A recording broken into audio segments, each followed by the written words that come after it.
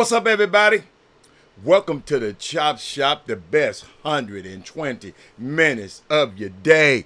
Yours truly, Robert Hatter. We're broadcasting all over the world, featuring, through via Chop Shop. Facebook Live and a YouTube Live, and it's today, y'all. Is so many things gonna happen. I can't wait. It's my favorite day of the week. I see the fellas here, but it's Women Rock Wednesday. I'm gonna give the women a chance to get on, but if they don't come, hey, fellas, hey, fellas, we powerful enough to bring. Hey, do me a favor. Text, tag, tell somebody right now. Tell everybody the Chop Shop is on the air right now. And before we get this thing rolling, I got so much stuff to talk about. Yes, you know I got to talk about Bronny. Somebody called me that this morning. I had to talk about that. It was history last night. I know y'all don't think he's good enough, and I told y'all he going to be all right. I never said he was going to be an all-star. I just said he going to be able to play in this league. I said it, 2 or 3 years ago, and I went to his game. A couple of years ago, I went to a game, and I saw him play, and I said, because I wasn't impressed, and then I went and saw him play this in person. I said, he got a chance. But share the show, everybody. Let's share. It's Women Rock Wednesday. Where the women at? Not one woman. Man, I'm telling y'all, my job this week is to get some more women. I need to get me some more women. Send me a Sim. I'm going to talk to the fella. Daryl Anderson, we got to get us some more women, man. Hey, I'm sorry. I ain't mad at the old ones, but maybe it's time. Maybe time. You know how y'all be trading women? Maybe we got to trade them in. We need some more. Send me. What's up, baby? D. Holcomb, we got to get D. Holcomb. We got to get some more women, man. D. Holcomb, do you know? Text some women right now. Do you know any women? Come on, y'all. Y'all want me to get the... Y'all gonna do me. I can't believe you gonna do me like that, Sim. Not you. Anybody but Sim. Y'all come on now. Come on. Like that dude said, come on now, dog. What did the dude say? Come on, man. Come on. Brandon Wheatfall, where the women at? Where the women at, man?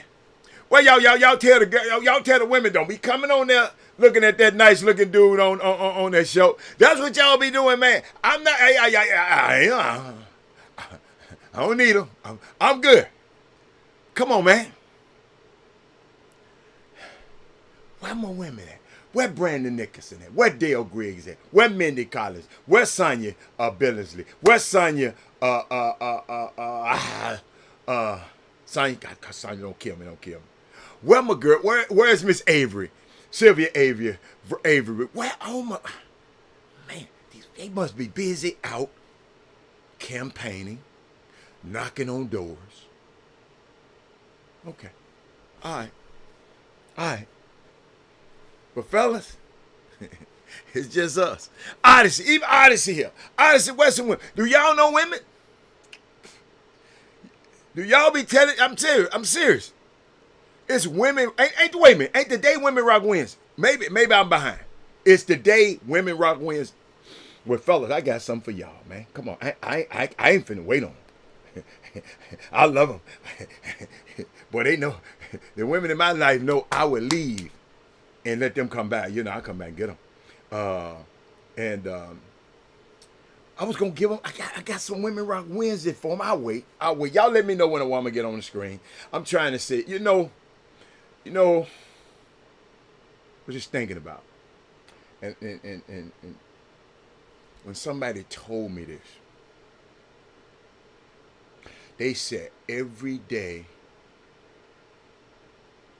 they told me to tell y'all, every day you miss listening to the Chop Shop, you do a disservice to every cell in your body.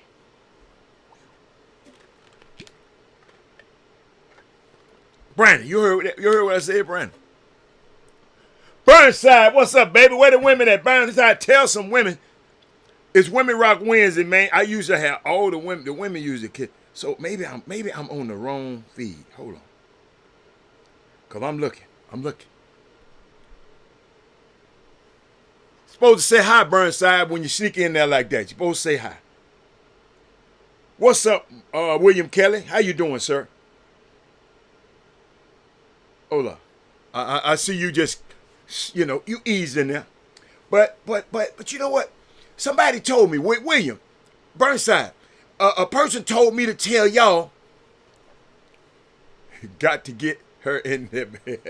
Hey, they said every day you miss listening to the Chop Shop, you do a disservice to every cell in your body. Somebody told me this about that chop. I said, what's up? I said, oh, wow. But you know what? I saw some people yesterday, and I'm going to tell you, and this is what I love about y'all getting here early, because sometimes people come on here late, and they think they know what we're talking about, and they just get to come in. Do me a favor, come in and find out what the topic is, and then come in. Don't come in and comment, because your comments sometimes don't have no context. And my people who watch the show, they be telling me, say, Rob, what the hell they talking about? See what the hell they talking about. But, man, I love Burnside. I saw something last night, Bernie, that just blew me away. You know, everybody know how I feel about Barack Obama and what he did to help the young men that I knew. Help shape their lives, made them, even the young. I told you the story. My son went to, he used to have all AP classes at school, Brandon Wheatfall. So he used to come on and tell me, but Daddy, all my friends are not in my class. What's up, Jerry Harris? What's up, Ricky Scott? Say something when you come on. All my friends ain't in my class. I said, son,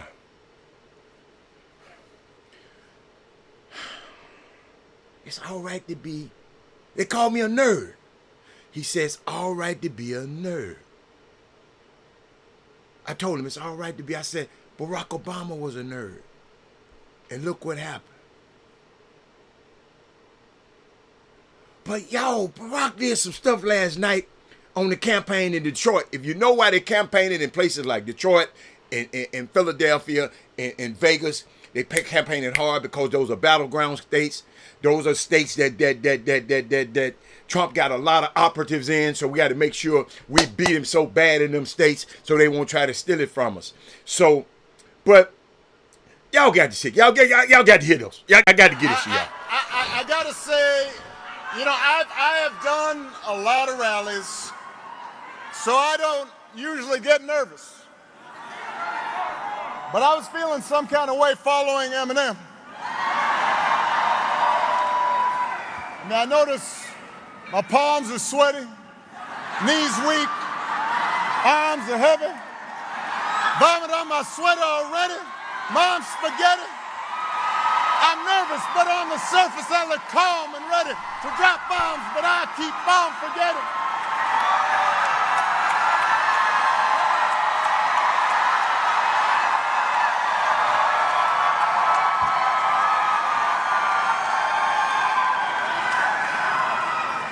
I gotta tell y'all something. I don't remember now none of that. I had to go back and find out that was one of Eminem rap, because Eminem introduced him in Detroit, because he Mr. Detroit, Mr. Michigan, and so I just thought I said I had to share that with you because it just blew me away. But y'all know what? Hear my message to young people. Hey, Miss Kim, this is my message to young people. And Miss Kim, y'all can, Ricky Scott, if y'all have young people, they don't understand what's going on in this process right now. What's up, Curtis Stewart? Kim, here's my message to young people. You're talking about you're not going to vote. So you just going to let a bunch of old people decide what music you hear, going to listen to, what clothes you're going to wear. So you just going to let them decide your future. You're going to let a bunch of old people decide your future. You don't do that about your music. You wouldn't do that about your clothes. But you're going to let them decide what you do your future, what your particular career is, what the environment is going to look like.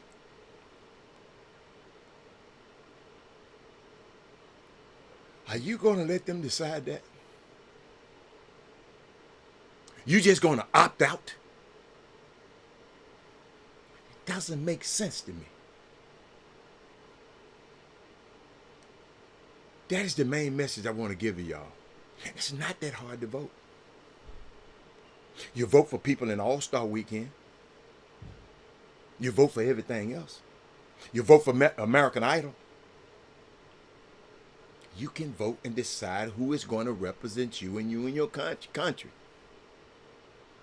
Make a plan to vote today. Just make a plan. Thank you, Burnside. Make a plan. And then I see my son and daughter both voted. Tell them I love them. Tell them I love them, Kim. Our kids wish they can vote. So you have to vote.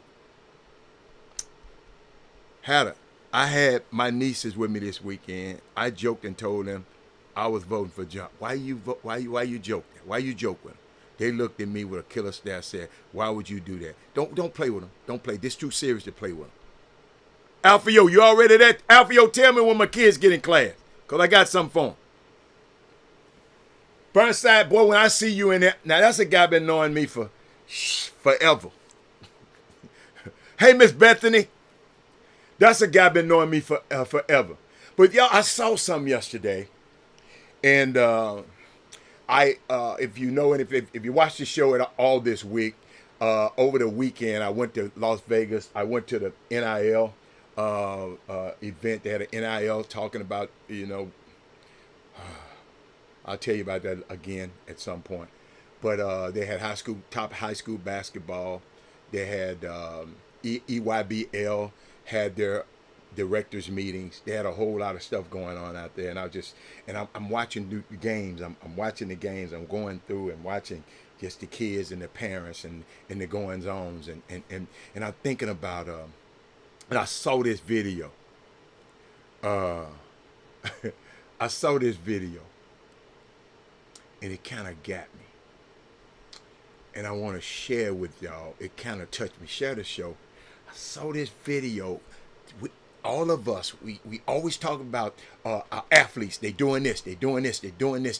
He ain't this and he ain't this. And people always wonder, Robert, why don't you? Somebody said, man, you too positive. You always got something good to say about somebody, and especially these high school athletes. I suppose I want to see the good in them. I know everybody can make mistakes, but if I see that good in you, I'm gonna just think I'm gonna peel that good out and say that's really your potential. You can do that every time. You can do more of the good, and then if the more good you do, the more of the bad if you do more good, the bad will take care of itself. But I'm just listening to this young man, it just blew me away. This young man is in the NBA, where a lot of your kids and a lot of your kids think they gonna go. He's a millionaire, but listen to him. And listen well. I'm very proud of myself. There's been a lot of days where I could have went left and right. Me and Mose joked about it. But 3 years ago, this time I was in his office, crying tears and having a heart-to-heart conversation about if I wanted to continue playing basketball. And my newfound love for the sport again, my newfound love for myself, and my newfound relationship curated with Jesus, has saved me, honestly. And again, like I said, to see everything now starting to come to fruition and come true. All the conversations with God that we had, about this moment, about the steps leading up to this moment, have all come true. Not in my timing, and that's the best part. That it hasn't been when I wanted it. It was right on time and when God intended it for me to have it. And couldn't be more proud. Couldn't be more happy. And this means the world to me. I'm very proud of myself. Did you hear the spirit behind that? That young man, he just signed an extension. I know he's been through something. He said 3 years ago, I was in the coach's office crying tears. He a first round draft lottery pick, I think he was, in the NBA as a rookie or a second year, crying. But Robert, he got money. Why is he crying? Ayanna Joyce, oh my God, you just made my day, girl. Keezus, what's up, baby? Y'all making my day round here. Y'all didn't pop up on the screen. That's why I got to look at my phone. I see my people up. I see my people with me. Y'all share this show because Keezus, this about to get good. See, Ayanna, it's all right to push kids. All right to push kids. Push them. Push them to be their best. Push them to be their best. You know, somebody told me, man, he don't like to do that. I said, my son didn't like to empty the garbage can, but he know he had to empty. But I see there, I'm listening to this guy. This is a top draft pick in the NBA, where all of y'all want y'all sons to go. And he wanted to quit.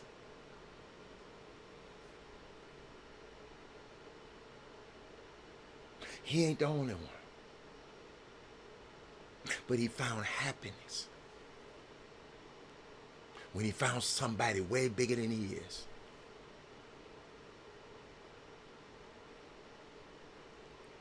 It's powerful. Can I look at my young man, Jaren Jackson. If you go, I don't know if I put it on the screen. I don't think I put it on the screen. And I should have, but I don't think I did. But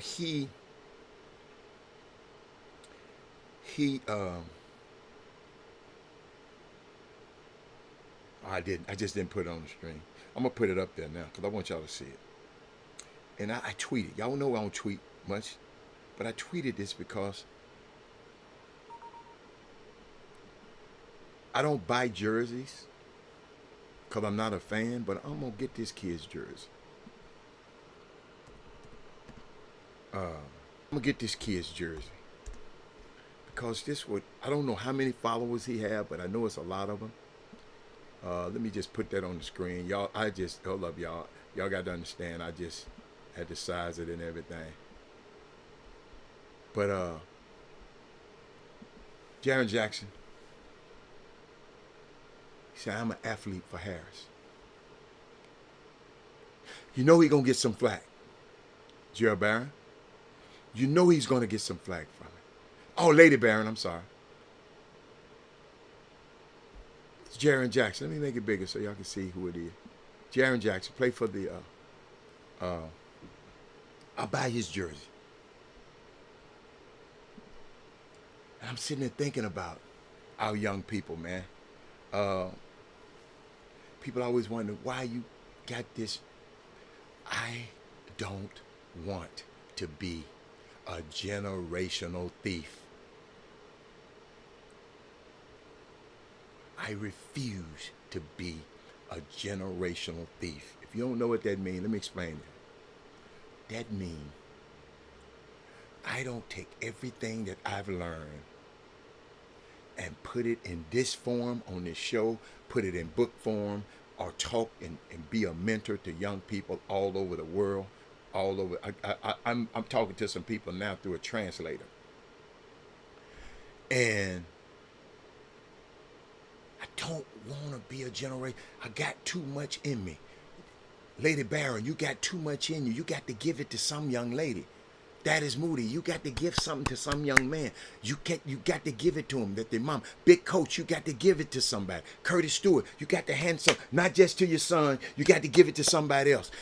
Odyssey, Casey Smalls, not just to your son. Bethany, not just to your the girls in your field. You got to find somebody else.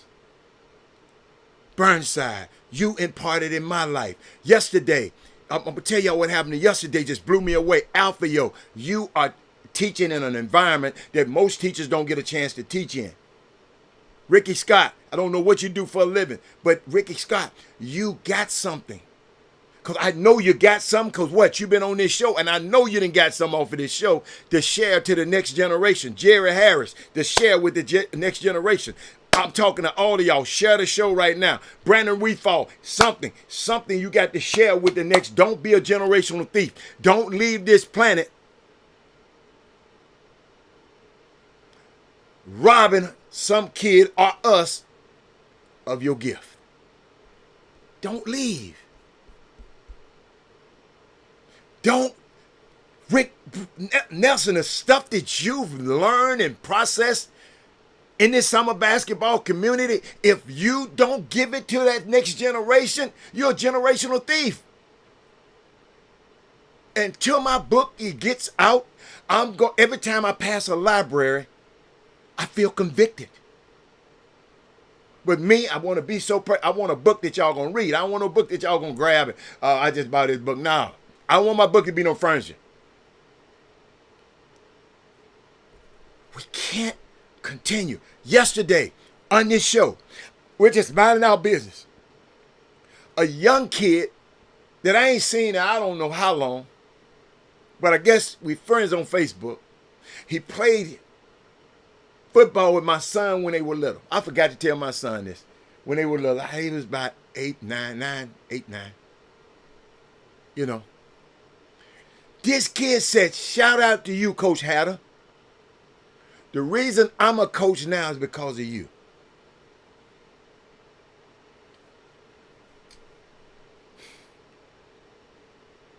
I haven't seen this kid in years. We have impact on these babies, man. The kid just tuned in yesterday. I don't remember him tuning in to the show. Lady Baron, Jamie Bolden said, shout out to you, Coach Hatter. You made me want to be a coach. Wow. Summer basketball coaches, high school coaches. I didn't even know I was trying to do that. But I want you to be intentional about what you are imparting in our next generation. Because we got to live here with these dudes.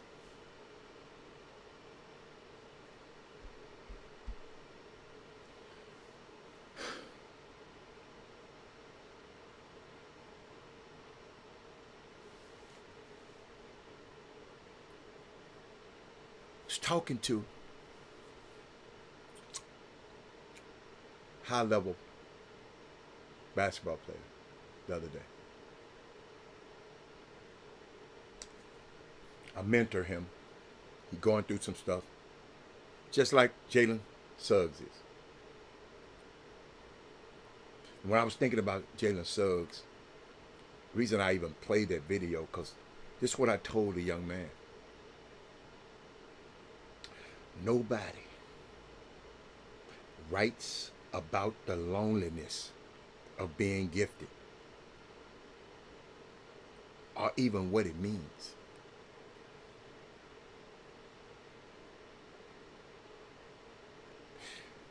You try to find that space and that move without, you try to move in these spaces without people who are trying to use you for your gift.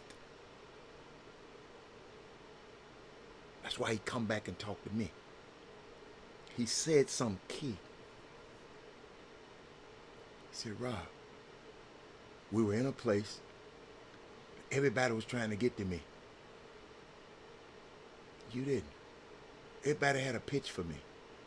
You were the only one in the room. You just sit back. He said, I had to have your number.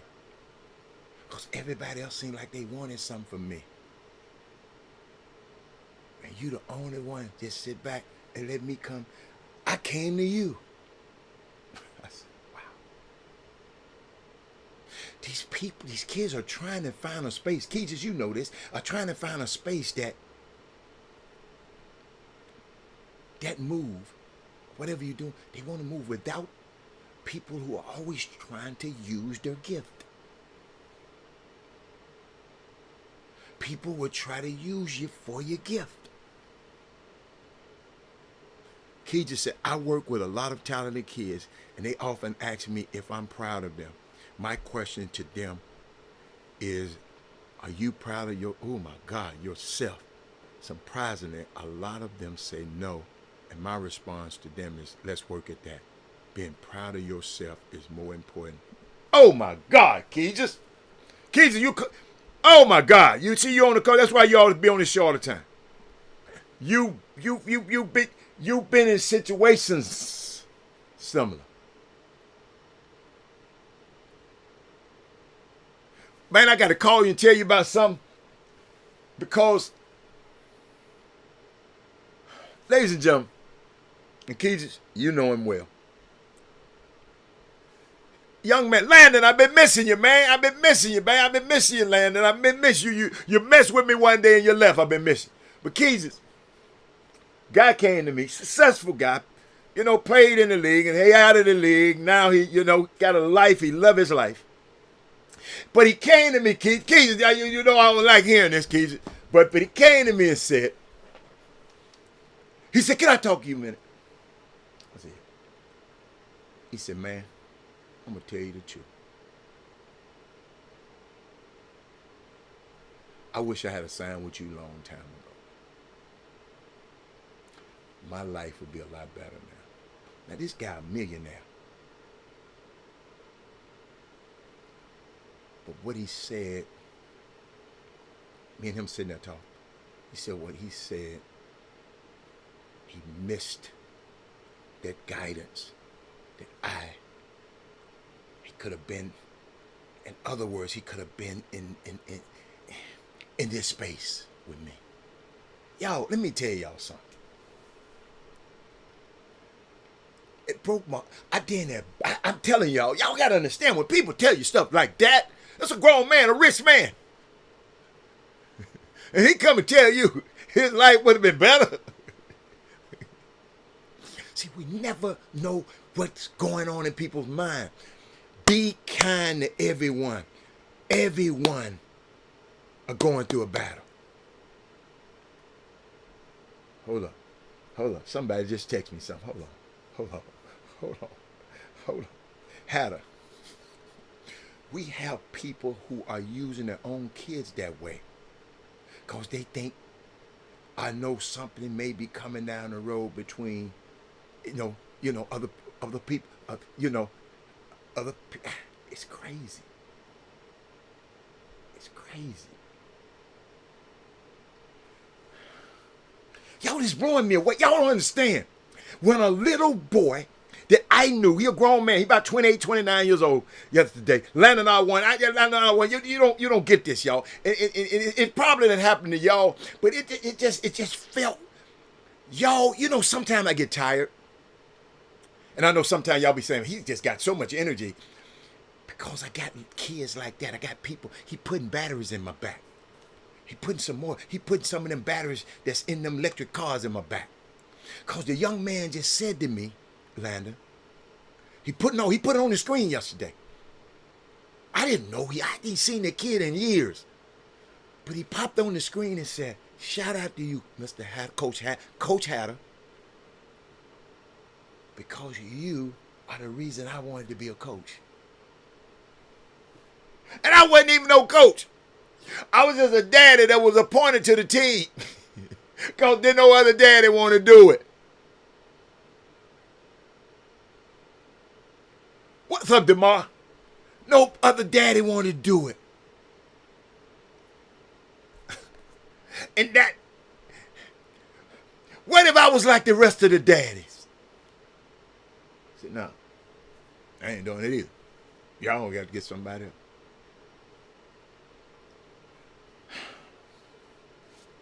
What was I? Told y'all to make.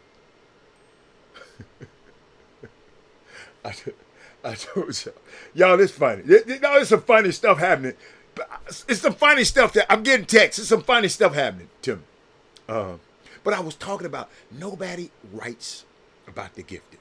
But then I wanted to share with y'all, and I didn't understand this at all. And I always like to keep y'all abreast of stuff. But I'm being out here in L.A. right now. I saw that the Los Angeles Times editorial board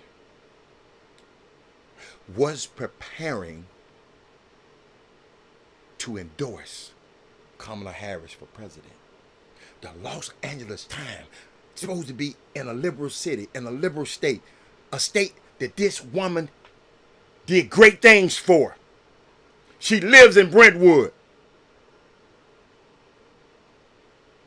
But then the owner of the newspaper ordered them not to make any endorsement in the most consequential election on the ballot. The cowardice of journalists during this time to me is so utterly disappointing. That's why I have to take out the time on this show to share with y'all something that y'all ain't getting on these other places in the network. The very nature, y'all, of this job, of their job as a journalist, is to disrupt and sometimes tell people the uncomfortable truth. That's what somebody told me that they like about me on this. I'm going to tell you, y'all get mad at me. Some people get mad at me, Keeges. I'm going to tell the uncomfortable truth that a paper like the LA Times has abandoned that responsibility. Sadly speaks to where we are in America right now.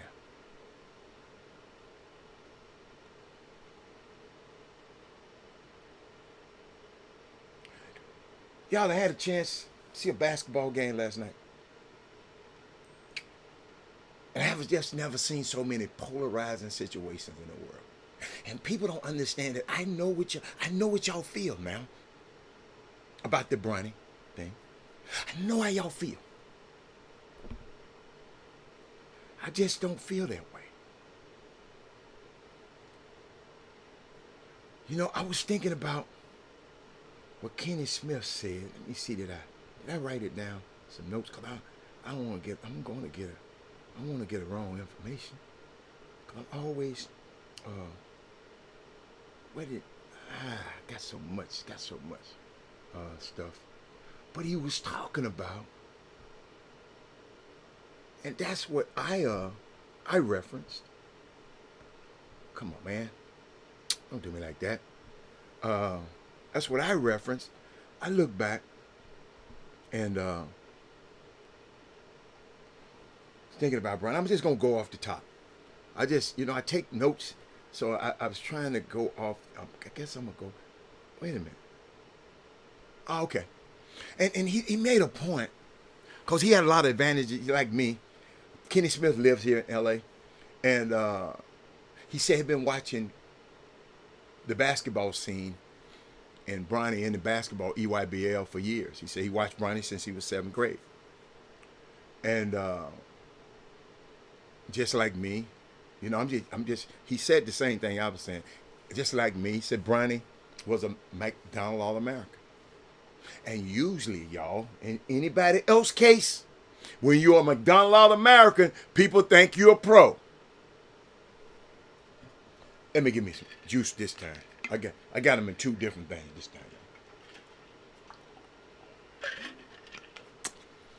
If it was Landon Osborne, son, in the McDonald All-American game, y'all think he'd have a chance to be a pro. If it was Curtis Stewart's son in a McDonald All-American game, y'all be saying he's a pro. But Bronny's not a pro. That means you one of the top 5 point guards in the country when you in the McDonald All-American. You top 5 guard in the country when you're McDonald All-American. Somebody explain this to me because I didn't know what they be looking at. So just on that alone, that is Moody. And somebody tell me if they don't. I thought about you when he commented about LeBron. Oh, when Bronny commented about LeBron. What did he say? Tell me what he said, because he said a lot of stuff last night. But y'all, I sit there and watch this thing. That means when you're a McDonald All-American, that means you're a prospect. That means you'll have a chance to go in the first round, second round, but you're a prospect. Okay? Y'all got me? Even if you just go to college for 1 year, you still a prospect. Yo, he was on the same team as Isaiah Collier at USC. Isaiah didn't have a great year, but he was still drafted in the first round. Y'all don't even talk about Isaiah Collier. He was drafted in the first round. Y'all ain't said nothing. He didn't have no great year at USC.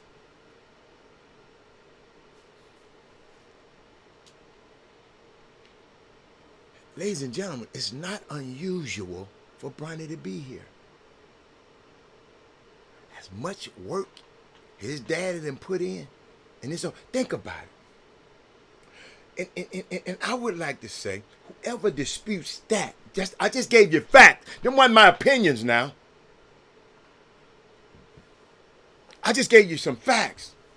Whoever, you don't understand how basketball works then.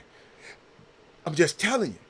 If he don't have, think about it. If he don't have the heart problem and he go ball out, then he wouldn't been with the Lakers.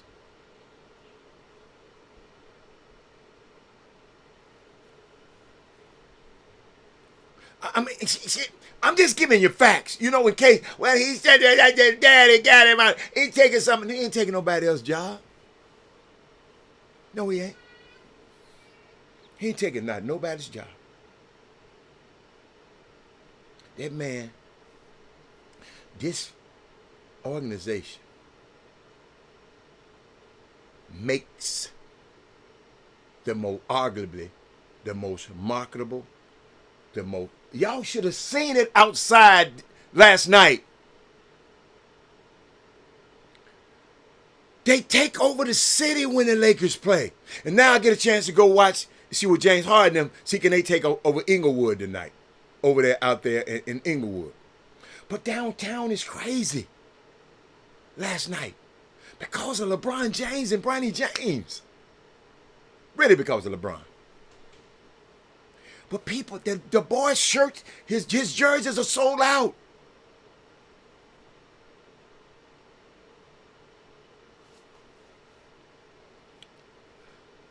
So,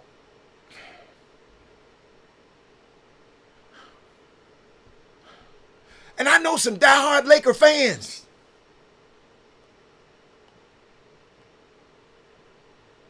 That don't, you know, they mad about it. Tell me, man, I don't know about NBA no more. But them Lakers took down them Timberwolves, and Anthony Edwards with his talking ass, he always talk. He gonna tell Bronny after the game, man, you don't even have to take no shower. Yeah, you do it. Your ass lost.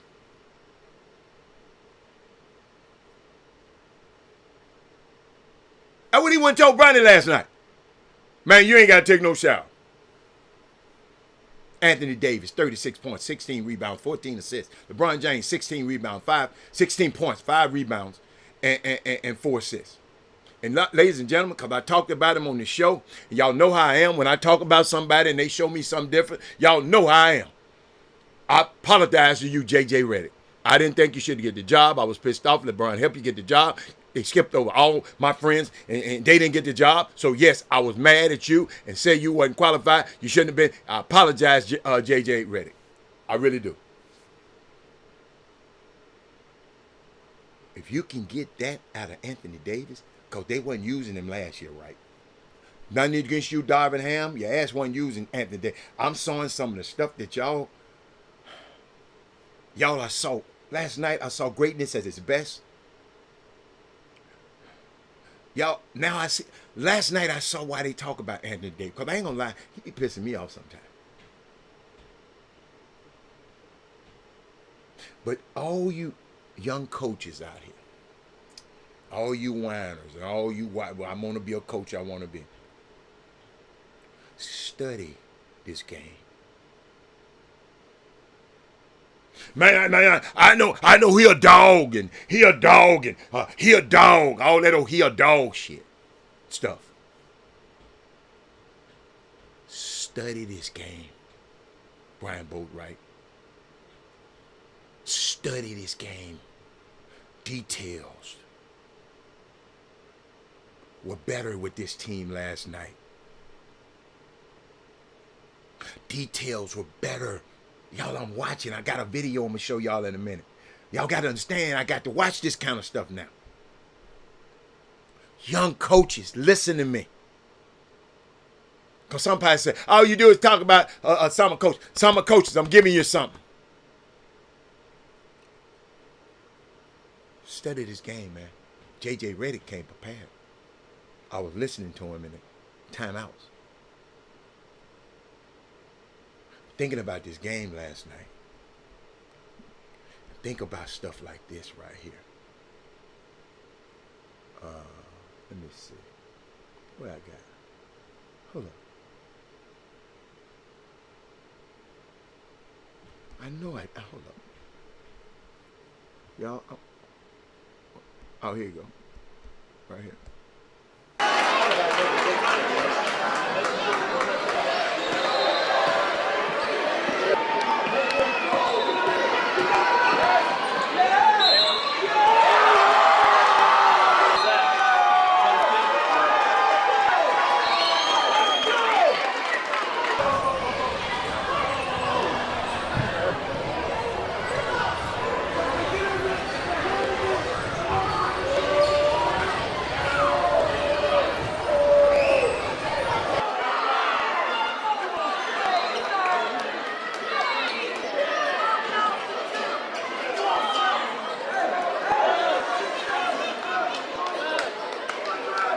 Man, when I see that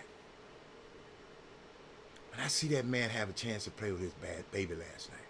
Landon Alwan said today was the first day my son became a co-worker at my school. It was a warm feeling to see him teach us. Oh my God, Landon Alwan. Landon Alwan, one of my proudest moments. I didn't get to work with him. I hope I get a chance to work with him. He's just going past the stuff that I have expertise in. But I never forget one of my proudest days. I went in to visit him at his job, and he don't even know this. I never told him. And I went to visit him at his job, and I saw the security down there. And he said, "Who you going to see?" You know, I have to get all that information. I said, "Robert Hatter." Then he saw my name, Robert. "Wow, that's your son?" I said, "Mr. Hatter, thank you." I said, "What for?"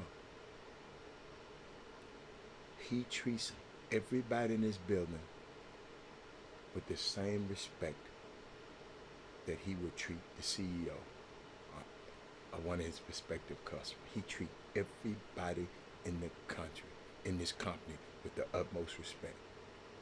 Y'all, I didn't expect to hear that. I just came to see my son.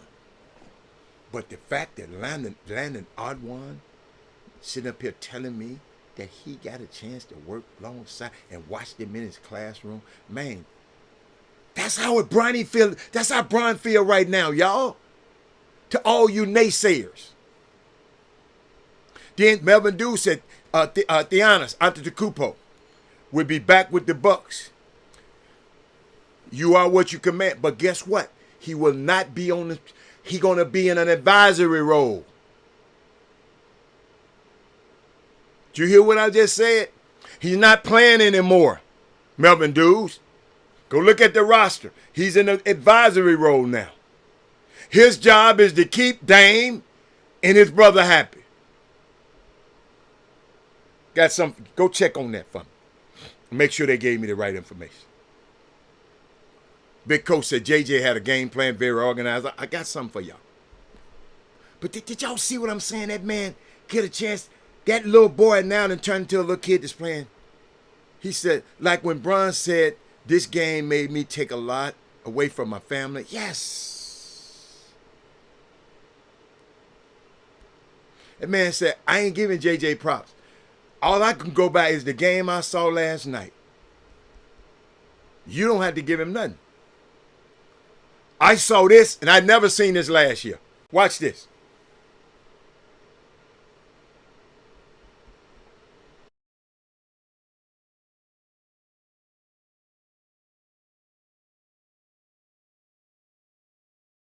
Like I told you, you don't see the game like me.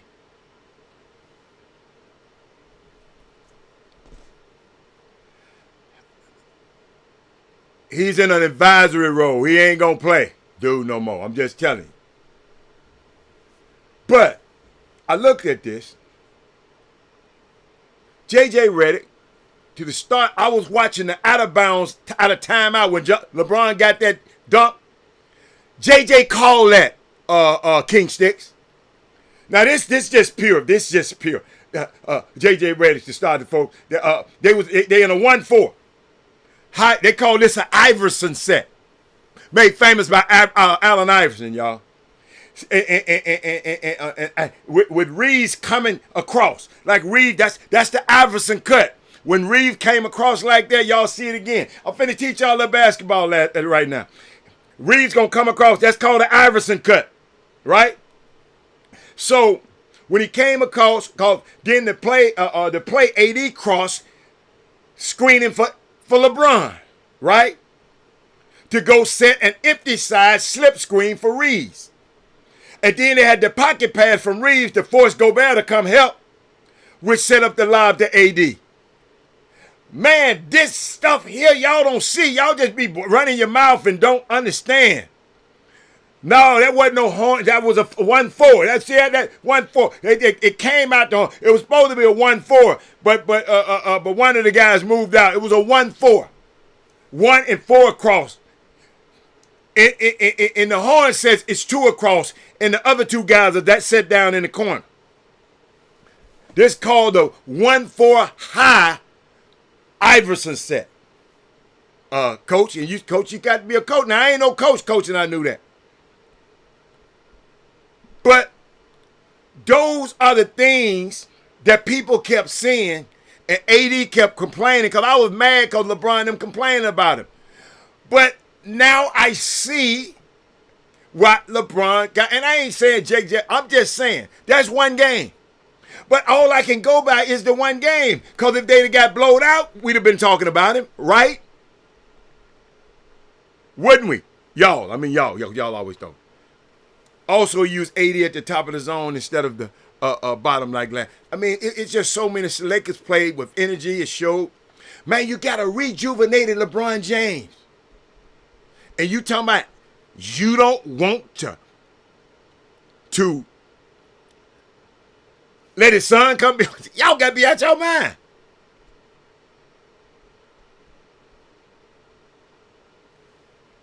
He could have towards Achilles. Hold on. He could tear his Achilles and still be a player, a big coach. But let me keep going. Let me see. Anything else? Anthony Davis said something. He said, man, it's the first time that we had a LeBron moment that was something huge and we won. You know, all them other things were empty. They was getting ahead. LeBron was all the number one scorer, the number one this, the number one. They kept getting ahead. He said it's the first time. But what I saw a lot last night was a lot of spacing, a lot of ball movement. And if you got that with those players like that, and Rudy Hachimura, man, I mean, you just let me tell y'all something. It just helps. It just helps. But I I remember Black Men. You know, I got something for you. I got to finish. I got something for you. We got to finish that one yesterday about the barbershop. I think I'm about at the 4-minute mark. So it's going to be 2 minutes. Let me get it started. I haven't voted in the last 12 years. The last person that stepped up in presidency to me, I felt like let me down a little bit. And I'm trying to people that we see on the streets, there's service. Yes. I stop you. Everything. I got beat on by the police. You feel me? Like down to voting. Judges. Supreme Court is dominated by 6 conservative judges, 3 of which were appointed by Donald Trump. But it's like top to bottom too, because like we got this like presidential election, and like y'all heard of Project 2025, like on police accountability, like the DOJ, right? And even like I said, voting rights, they protect everything. Like it's getting rid of the DOJ, like removing their independence to be able to like investigate. So we know Get rid of who? The Department of Justice. But I'm saying they should not feel like, oh, well, I run the Department of Justice, so if the president breaks the law, I can't take Donald Trump to court, or I can't take Joe Biden to court. You should be able to, right? Yeah, you should be able to. But he wants to remove that independence. No, we can't remove it. Yeah. No. If Donald Trump become president, he's going to be the closest thing to a dictator we ever seen. His whole goal, to me, it looked like for him to be the sole proprietor of everything, to say so, what's going to happen, what's not going to happen. That's kind of scary, man. Project 2025 is crazy when you look into it. I got a question, though. Because you spend a lot of facts, and you know it. You just said Trump will be the closest thing to I was just thinking that. dictator. That doesn't scare you enough to vote? Well, not really, because that's why I'm here. I was open to the thought. I'd rather not be a part than be a part. I'm not gonna lie. Me watching the debate, it was a great fight. I ain't gonna lie, gloves off. It was a great fight. I was leaning more towards her. She made me feel better. The things that she was killing him.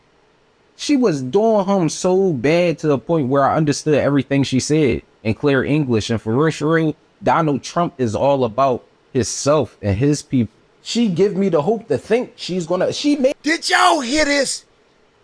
This young man, bless his little heart, he know how bad it is, and he still got some reservation.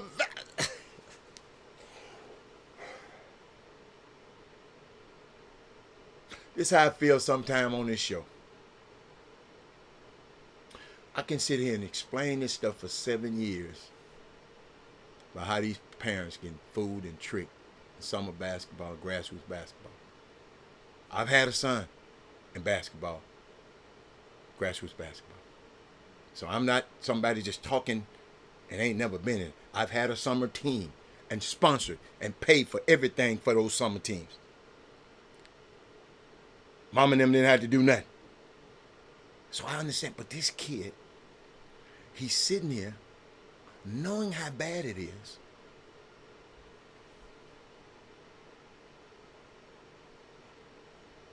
It's unbelievable. made me feel like she's gonna fight for me right now. Eric Bowen, I'm gonna be all right if Trump wins. Because I can get on the plane and get out of here and go to another country if I want to. Everybody ain't able to do that. So I'm trying to look out for everybody else. So it ain't gonna bother me. You talking about what's my point, dumbass? My point is he's gonna be bad for some people that look like me. And I bet you your ass ain't read the 20. Listen first before you run your damn mouth on here talking about I can't be a Laker fan cause Bronny. Just listen. Just sit back. Yeah, I wish we can mute you. Just sit back, man. Damn. So I need that. You feel what I'm saying? I need that.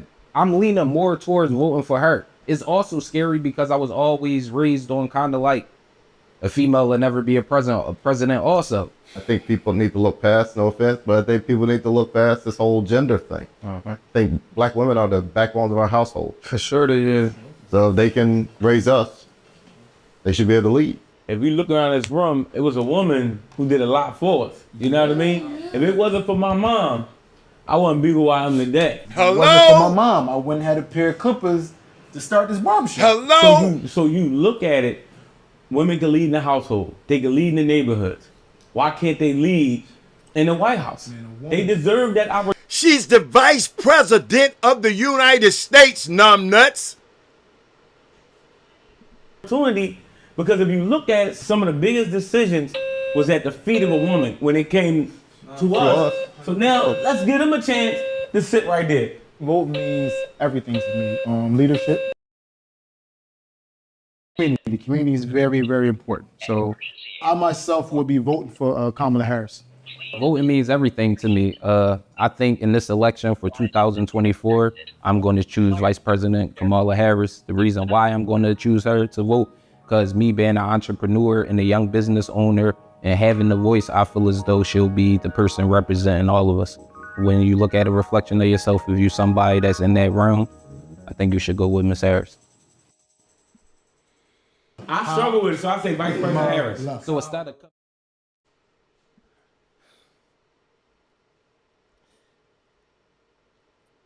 Fannie Lou Hamer.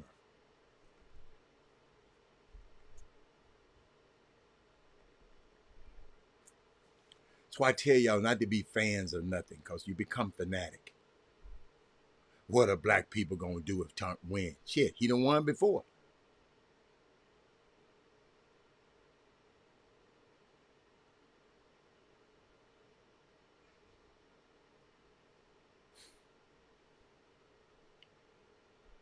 Y'all do me a favor. Avoid the Negro naysayers. The person who find a problem for every solution. These people don't build, they destroy. They don't love, they hate.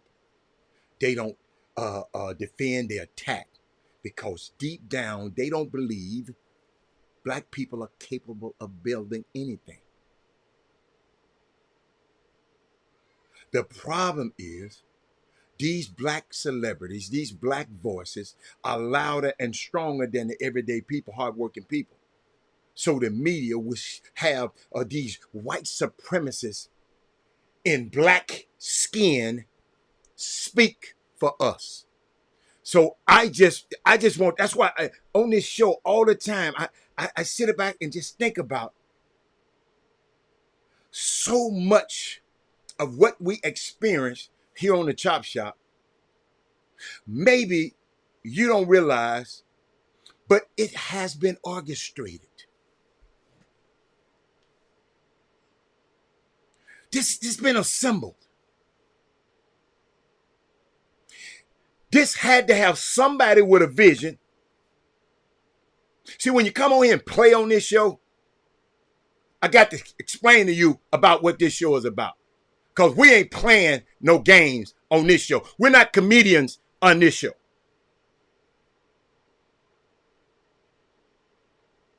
This had to be assembled. Somebody had to have a vision. You see, somebody who sees a role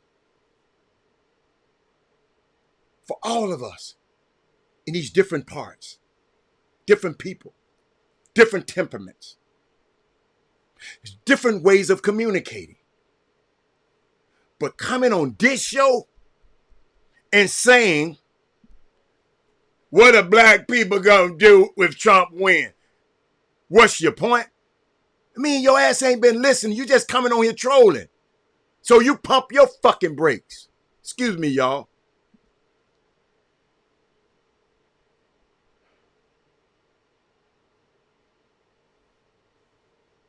And make sure, our job every day is to make sure it's a different flow.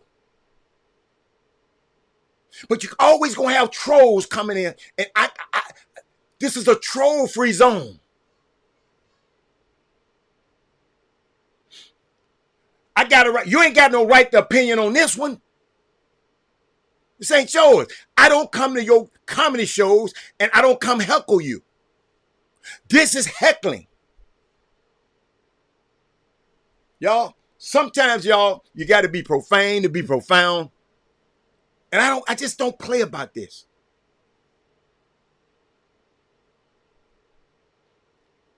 I don't want to be a generational thief.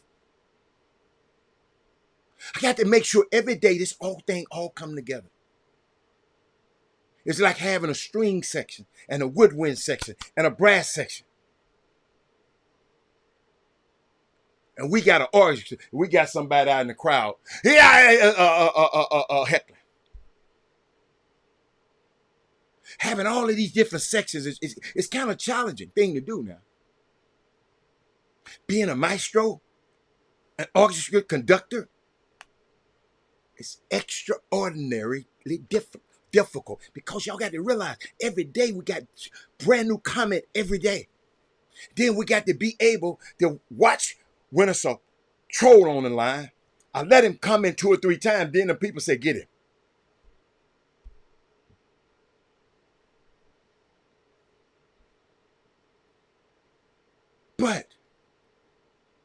But when you see this in real life, this Chop Shop in real life, when you see someone who's able to have a vision to bring this to fruition and pull it off for 7 years before and connect and try to project 3 years into the future and having a 360 degree in every direction, not even just a circle, but a spherical approach to organizing and making our community better.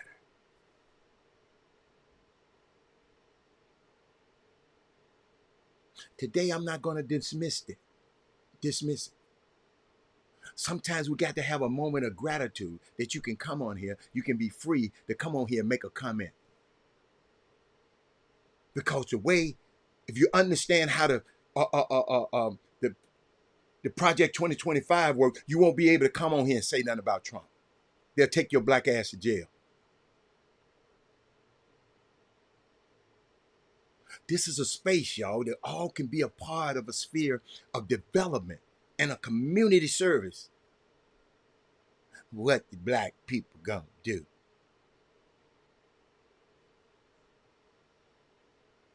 We got to be smarter. Yes, we're gonna have fun.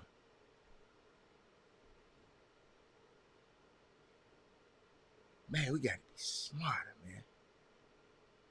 Let me see, I'm looking for something.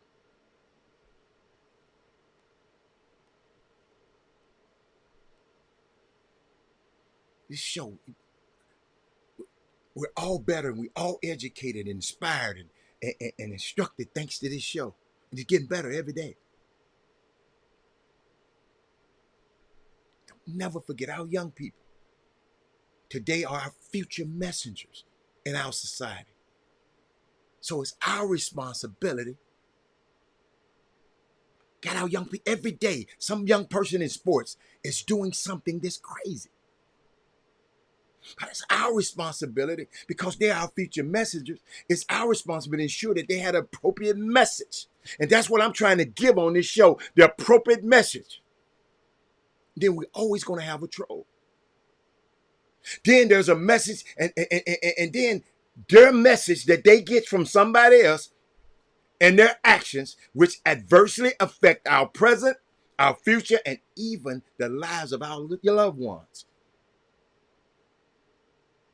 I want these guys to be smart so they can go do something else. They ain't trying to break in your house. They ain't trying to break in your car. They too busy to try to protect and provide for their families.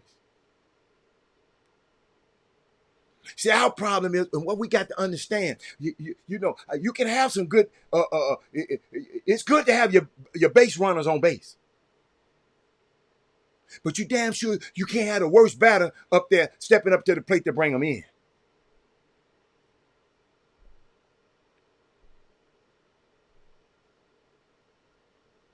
Not to get on nobody, but man, this stuff's serious, man.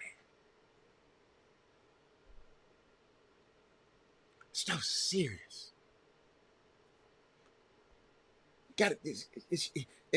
This stuff's so serious. They got a guy that I never listened to none of his song, but he got one song I used to like. This guy named Plies. He said, Trump had many of you. Y'all watch this. Trump had many of you questioning Obama's citizenship. Just like he has done with Kamala, blackness and employment. Y'all asked him for tax records, every record for every year, medical records, and he ain't produced none. And y'all want her to produce a W-2 from the 1980s. One thing he's figured out is America wakes up looking for a reason to discredit black folks. And how much I hate to say it, he's right.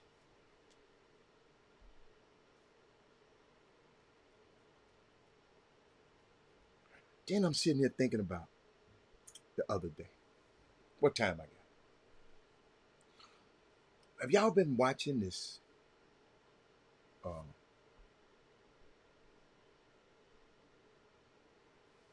Stephen A. Smith, Jaylen Brown saga.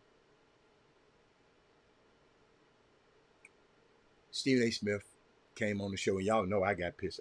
He came on his show and started talking about the reason why Jaylen Brown wasn't on USA basketball team and stuff like that, right? Then he gonna name an unknown source, talking about he was this, he was uppity, he was arrogant, he was thinking he know it all and all that, right? I didn't like that from Stephen A. Smith. I didn't like it. So they met up the other day. And Jaylen was a lot nicer than I thought he would be. But he ain't me. I don't want people to be like me. But he said, he met with him. He said, I just basically want to say to them, I think it was cowardice. He was talking to the unknown source because he know the unknown source gonna watch the Stephen A. Smith show. He said, I think historically, unnamed sources, I want to know what y'all think about it too, because I don't want this just be me. Unnamed sources. I got a question. When people used to come and tell me, I know it ain't. When people come to me, I heard this, I know it ain't. I don't even listen to it. I heard this. See, never forget, got this from Jay-Z. Dude come to you. Tell him, man, he was saying this about you. He was saying this about you. You know what my thing to him is? You know what I told him? I said, my thing is, player, why was he so comfortable talking about me to you? Yeah, give me some water on that one, Coach. Y'all better watch that one.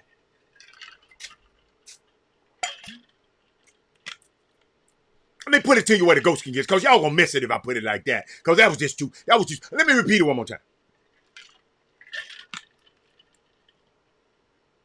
Gary Carter come to tell me about what somebody was saying about me. You know what I'm gonna tell Gary? Why he was so comfortable talking to you about me.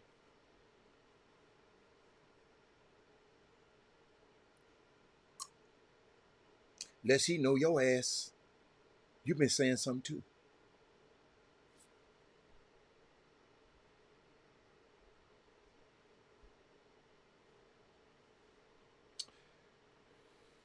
Landon on one.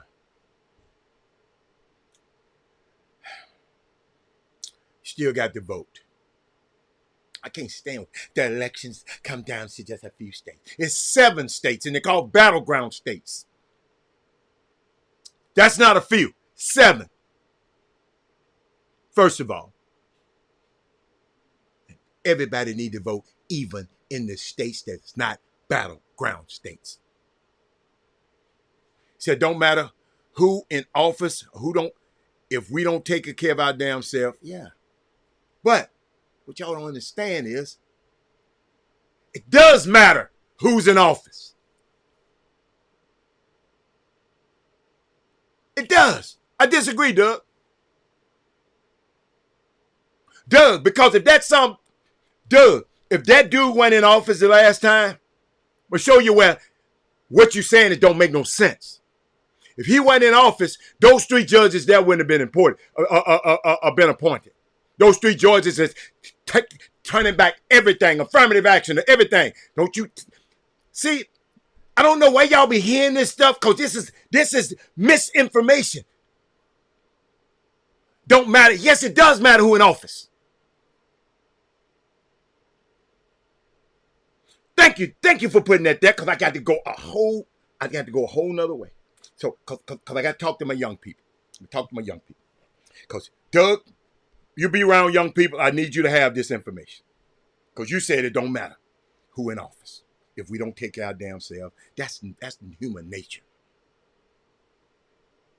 But it does matter. Because Hillary Clinton wouldn't have appointed those 3 handpicked Mitch McConnell ass judges that vote everything that got something to do with somebody that look like you, Doug. Anything. The civil rights, the civil rights bill gonna be disbanded. The voting rights, all of this. Doug, evidently you ain't listened. You ain't read Project 2025. If you think whoever in office, it don't matter. No, brother. It does. It's all politics, nothing new. Yes, what? Well, what you know about politics? How many people have you got elected? How many campaigns? How many doors have you knocked on? How many political action packs, political action committees have you been a part of? Since you say it ain't nothing new. What? Do something new. You ain't never did that. You know we can form a political action pack right now that'll make our local politicians listen to us. So then we want to go, the state politicians, then we want to talk about the UIL, how they did your damn son. That's politics, my brother.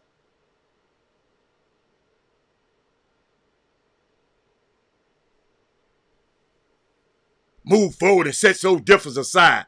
Man, get the hell y'all be talking to. Y'all are not civically engaged. Politics. The root word is policy. Those are the people who make the policies, my brother. So all we do is make sure let me give it to you simple. Because I was talking to my young people. You don't care about politics because he said, well, it's just politics, Hatter. It brings out both for the best and fortunately the worst for other people. Let me tell you what politics is, because you don't care about it. The way you're talking about it, you don't care about it. But your landlord do. That's why he keeps your rent high. He keeps your rent high. You don't talk about politics, and it's just casual to you. But your boss does. That lady at that school, that principal at that school does. That's why she can keep your pay low. Don't you know politics control how much teachers get paid? You don't care about politics, but your insurance company does. That's how they keep your premiums high. But Robert, it's just politics. So politics involved in everything around you, my brother. So if you are not at the table, then you're on the menu. We need all to be at every level and get involved, even if from the dog catcher to the president.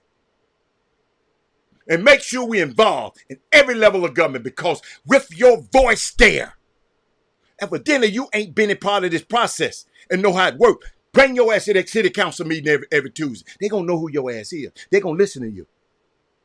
Then what if we had a group of people behind us like the Chop Shop? You tell me about politics ain't nothing. Don't matter who in office. Yes, it does. Don't that never come out the mouth no more, because your voice matters. And you can complain you can't complain if you don't vote. And you can abstain. You can abstain from voting, but you cannot abstain from the world created by those of us who do vote. I never understand apolitical people, as though their lives aren't being affected whether they care about politics or not.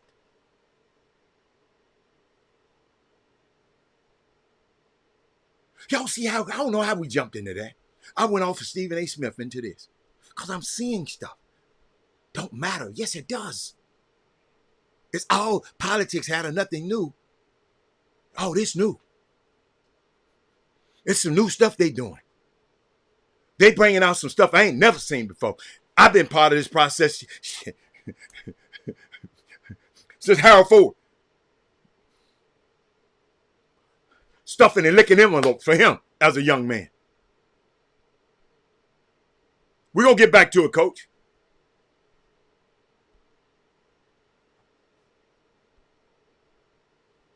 Legacy School, I hope y'all heard that. If it doesn't matter, why are we suppressing vote? Oh, who said that? It don't matter who in office, but they want to suppress your votes. Y'all, come on, y'all. Do y'all know your grandmama was still, listen, it don't matter, Doug. Don't you know your grandmamas and your they could be still paying all these high-ass prices for insulin? If Raphael Warnock and John Ossoff wasn't in the Senate, and then Kamala Harris came and broke the tie for us to... They're going to take away Social Security for your older people, man. You're going to raise the retirement age. And you tell me it don't matter who in office? And how it's just, rather, it's just politics. Yo, these people, these new people in politics, the Marjorie Taylor Greens of the world, and them other girls, the beach blonde, bad body, all of them people. It ain't just politics no more, Landon Anwan. Where you been, baby?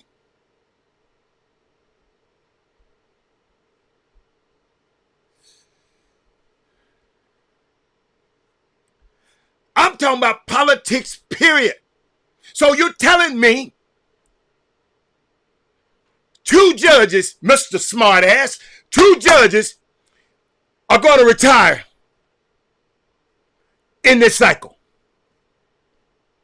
And it don't matter to you on the national level that the person appoint them judges is Donald Trump again? That means he done appointed 5 judges?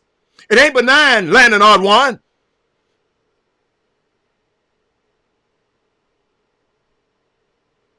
Y'all got to be at y'all rabbit ass. Who told y'all that lie? That the national level, the federal level don't work. Who told you that lie?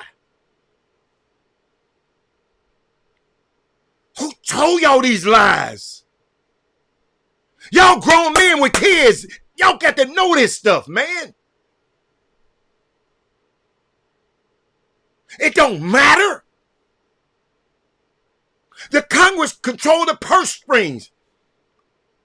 That you get aid if you live in Florida, if you live in Texas, you live in Houston, if your house get blew off they control whether, and you got hot, what is his name? I can't call him hot. Greg Abbott determines, I'm sending some money down there to help the people in Houston and Galveston. No, we don't want that money. And you telling me on a federal level, it don't matter? Y'all disappoint me today. Y'all been watching this damn show this long.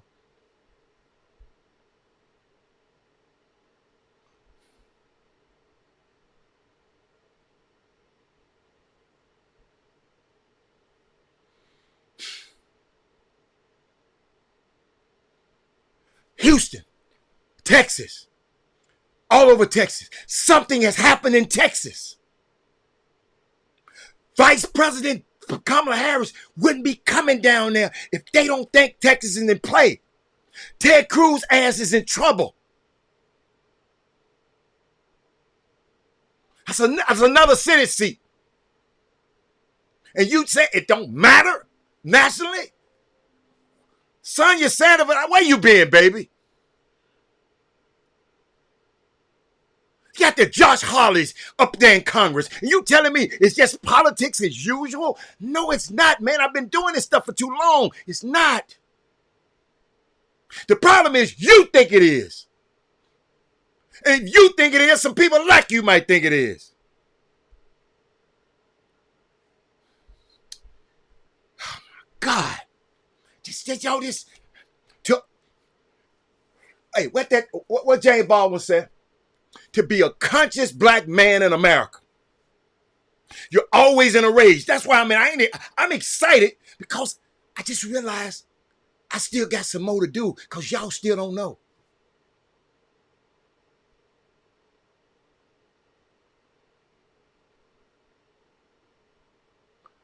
Yo, this barbershop talk right here. Do y'all know that's what the Chop Shop was derived from? Talking in the barbershop, chopping it up. We just chopping it up. This is how I talk in the barbershop. Ain't nobody said ain't nothing you can do but vote. Shut up, man.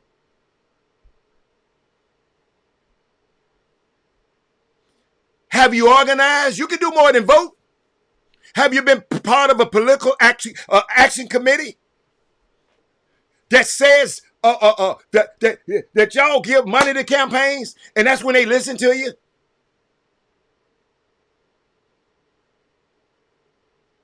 Ladies and gentlemen, that's how I met Barack Obama a long time ago. Group of black men in Houston said, how do you get a certain amount of money, you can come meet him. Wham. Got a chance to talk to him, tell him how I feel, told him I ain't never gave no money before in a campaign in my life. Told him I got blood on this money. And he said, we're going to win this thing. And that was before he went to the Iowa caucus. Now, it wasn't like, I ain't going to lie, I said, man, he was serious though.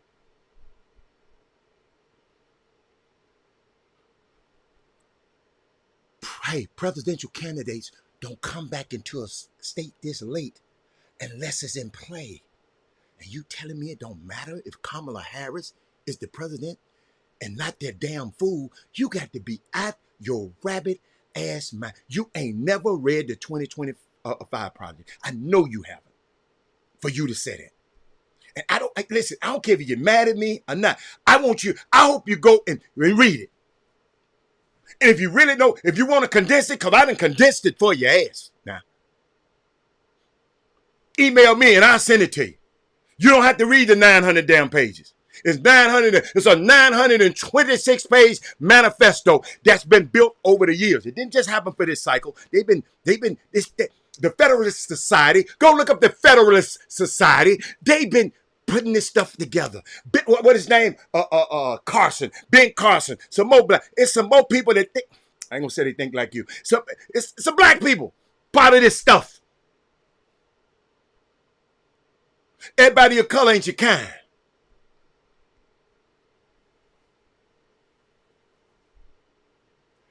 The Senate election is the U.S. Senator is national. Hey, man, go try to teach them kids, man. Please. Please. Ted Cruz is a U.S. Senator. It ain't but 100 of them in the whole freaking world. And you're going to try to come and tell the Senate election is national. Y'all hear what this? The Senate controls the purse strings, the most important thing in America, the Congress. It ain't but 100 of them dudes on a panel. And you say it's not national?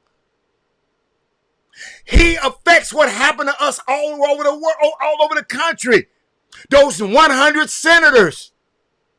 Damn, Landon. What school did you go to?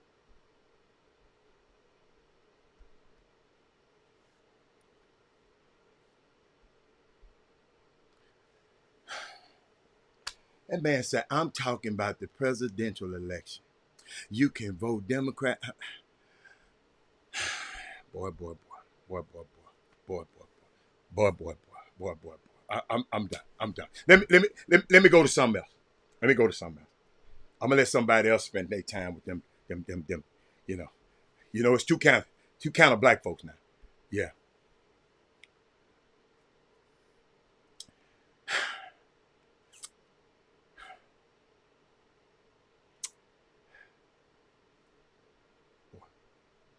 Boy.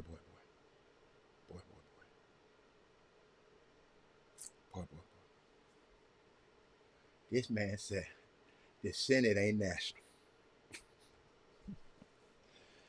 I just explained to him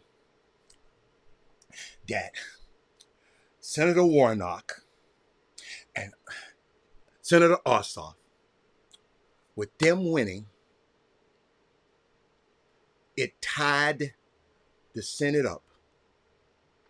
And they had a one-person majority, Kamala Harris, the one that okayed for nationally everybody that had his insulin cut to $35 per month. And that man just said, it's not national. We can vote Democrat, we can vote Republican. No, ain't nobody. Listen, if anybody go back in this show and say anything that I said about Democrats and Republicans, I don't even talk in that. I don't even talk like that, dude. don't even talk like that. Not one time have I said nothing about Democrat or Republican. I'm talking about Kamala Harris and the policies that I've seen that she is going to implement. And she's going to need the help of the senators who controls the purse strings and the representatives, the national. She's going to need them.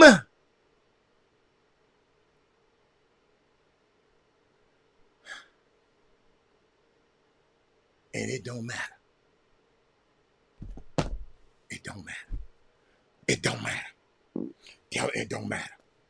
It don't matter.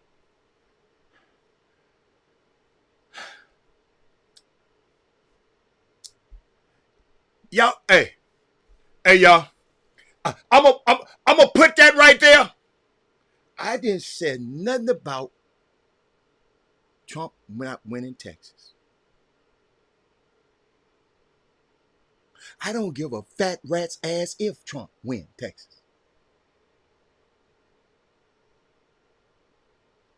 I'm talking about the Senate seat and your ass, you playing checkers and I'm up here playing chess.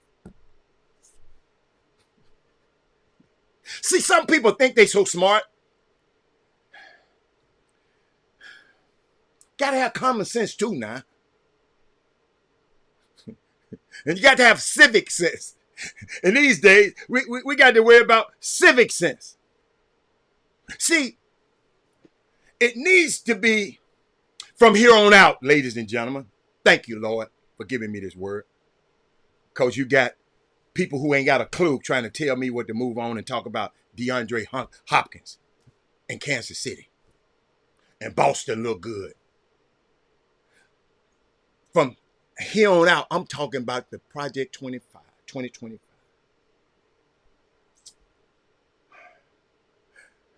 Maybe you didn't hear what the Project 2025 is doing. Or did Trump say he's not a part of Project 2025? That's funny because his campaign manager is. It's funny because his press secretary is. It's funny his head of this and head of that, they're part of Project 2025. All his close advisors are. That's weird. Even though he don't know nothing about it, he seems to be saying the same thing they're saying. So you're saying Trump gonna win Texas. It's a lot of ignorant ass people in Texas. Yes, I said it. I'm like Snoop Dogg. If anybody vote for me, I don't F them and F Trump.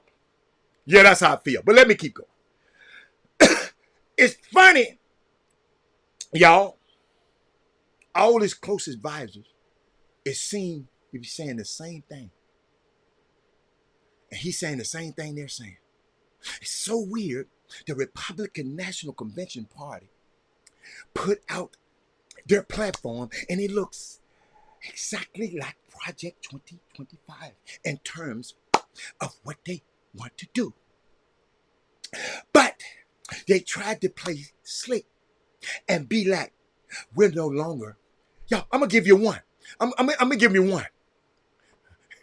I'm finna give you one. Y'all watch this. Because I know they ain't read it. I read it for you. Y'all watch it. They tried to play sick, right? And said, we are no longer calling for nationwide abortion ban. Landon Alwan don't think this got nothing to do with nationwide. They said, I'm going to mention your word, we, the Republicans, have evolved. That's what they saying now. No. Robert had to see what you did, bro. This is what they did, y'all. They took out demanding a nationwide abortion ban, but they added, watch this, because I know you ain't read it, They added that an unborn fetus is a person and has protections of the 14th Amendment. So you don't have to call for a nationwide abortion ban. If you said that an unborn fetus, that clump of cells, is a human being, that gets all the rights of a human being. Just the 2025 project, y'all. Because then an abortion becomes murder de facto. So you have to navigate around that issue. That's what we need to be talking about instead of DeAndre Hopkins with his rich ass, because he can go on another island. We can talk about LeBron, but they can go on. But it's some people out here, Eric Bowen, Sonya, it's unbelievable what they're doing out here. It's unbelievable. But I just happen to like to read a little bit, y'all. I just like to be able to read. So guess what? We make sure we vote to stump those things out. Trump gonna win Texas. I don't care what y'all say. Trump gonna win Texas. My Trump.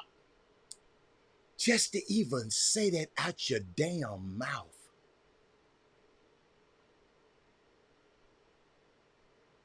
Words are important. That's why I cuss when I want to cuss. Cause I can't find the other word. I got to cuss. Cause y'all, I'm smart enough to process, but I sit there and pause sometimes and say, no, I need to say this word right here. Cause it'll make everybody jump up. Oh, he cussed. And y'all cuss like damn sailors at home.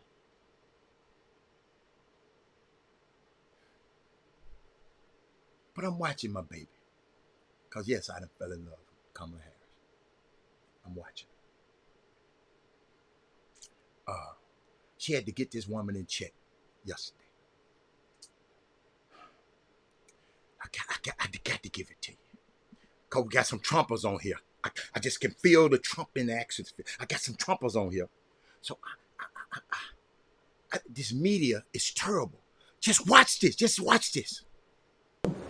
So is a question of pragmatism then, what concessions would be on the table? Religious exemptions, for example, is that something that you would consider? I don't think we should be making concessions when we're talking about a fundamental freedom to make decisions about your own body. To Republicans like, for example, Susan Collins, Lisa Murkowski, who would back something like this on a Democratic agenda if, in fact, Republicans control Congress, would you offer them an olive branch? Or is that off the table? Is that not an option for you? I'm not going to engage in hypotheticals because we can go on with a variety of scenarios. Let's just start with a fundamental fact.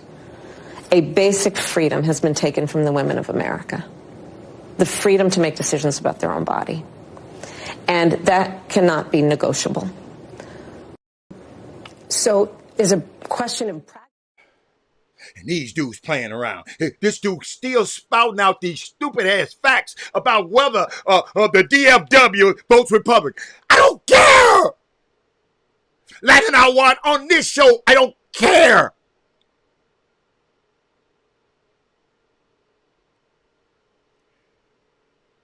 While you was talking, the vice president got little Hallie, whatever the name, Hallie Jackson, all the way together in that clip. The way Harris never took the bait, they was waiting on her to say something so they can go out and put it all on everything. In the interview, even though Jackson so loudly wanted her to, she wanted her to get a "I got your" question. Like she thought she had her. Y'all, I'm gonna show it again. She thought she had her. What are some of these questions that they asked? Y'all, I don't know about you, because somebody seems to have a whole dossier on Trump, because he can talk about all the things the Republicans do. So y'all kind of know what that means. I'm learning from Harris. I'm learning a lot from her. Just refuse to waste time with hypotheticals. I'm learning, y'all, now. I ain't perfect. She's not being rude. She's being practical. I am making a list. Robert Hatter is making a list because this is how it's done.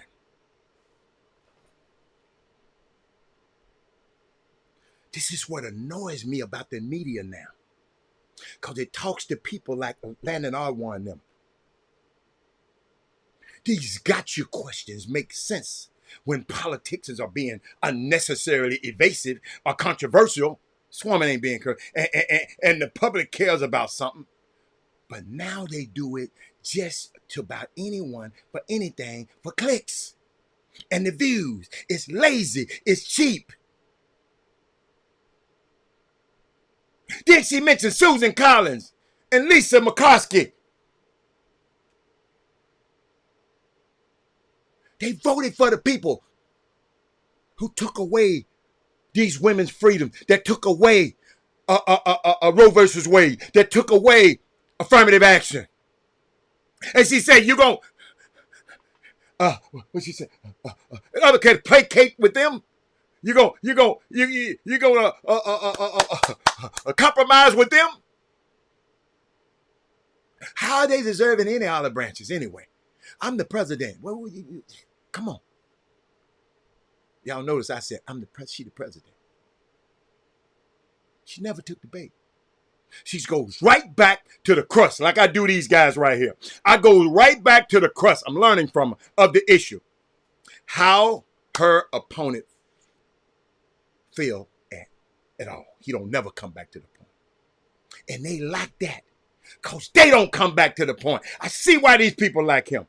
They don't come back to the point. But y'all, this, oh my goodness, it's good. It's getting good. It's getting good. Now, let me see. I got so much for tomorrow, too. Let's see. And shout out to Jonathan Bob, too. I want to thank you, man, for posting something. What? I just told you, Eric. Eric.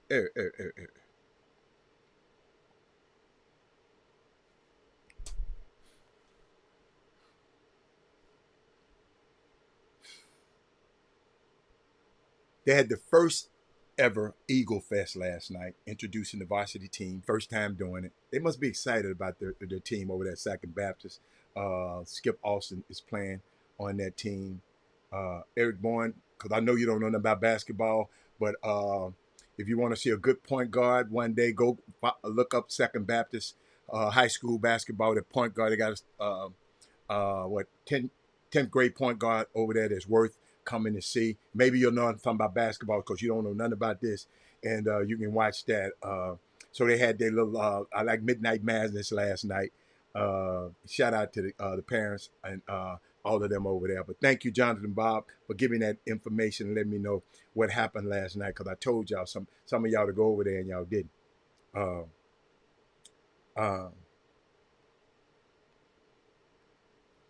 Let me see where else I wanted to go. I don't care. Hey, listen.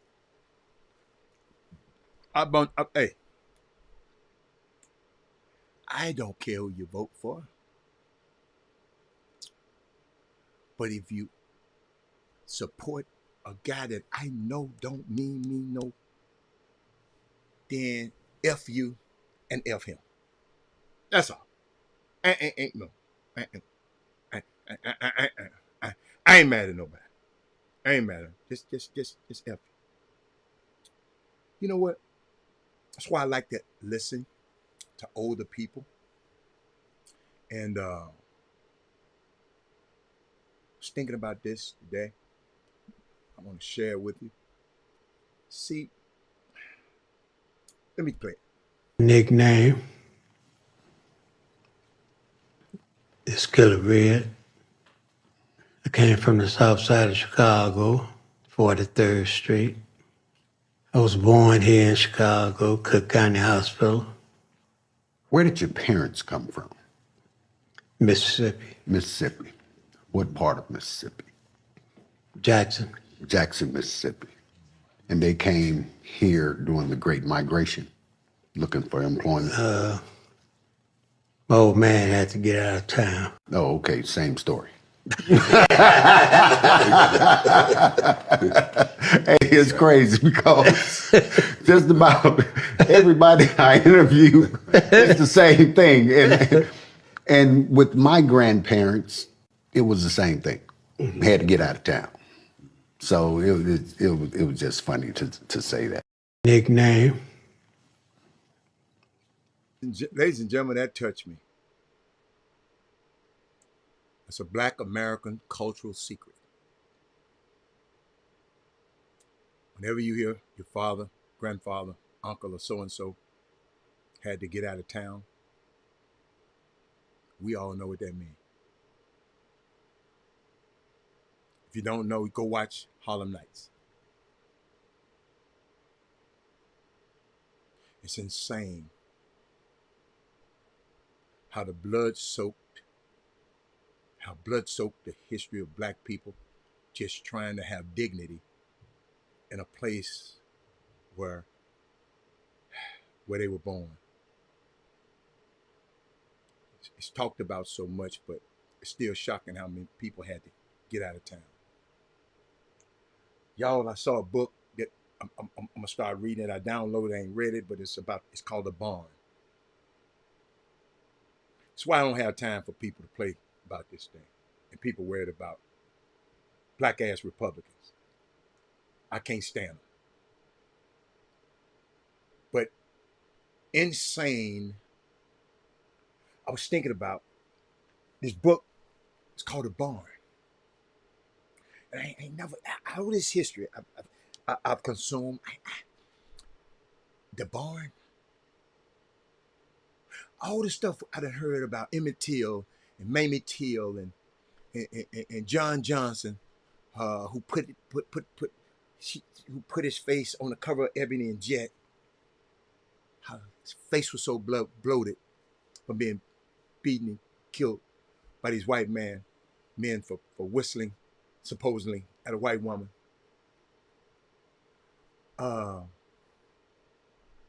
Think about that, y'all.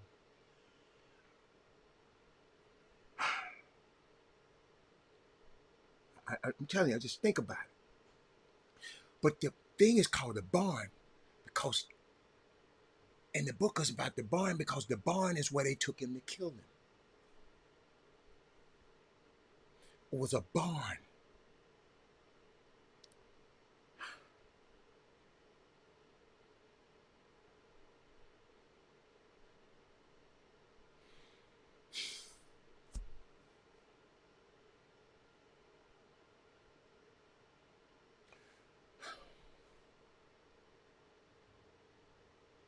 The barn is still there. There's people down there don't even know what happened in that barn. There's people down there that don't even know what even happened to Emmett Till. Because they want to erase that history. That's why they don't want certain books to be. My greatest exhaustion is having to convince people to do things for their own good. I told you, I'm just so conscious.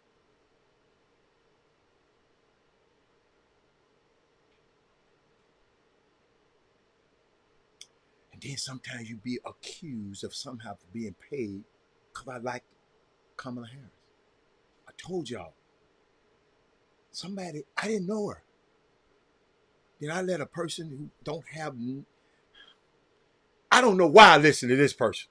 When I go back and think about it, he told me about it, I said, oh, what? I don't like her. Guess what? I went and studied who she is and what she's done. I went and looked at her story. I went and looked at her history, not her story. I went and looked at it was documented. I went and looked at what the DA said and what the AG said, her boss. See, Eric, you talking about, see, the absolute truth of the matter is, I'm going to be okay no matter what. I got a passport. My grandson, my daughter, my son. If all 5 of us just go, but that ain't. See, I'm blessed to have friends and people all over the globe, Eric. People who love me.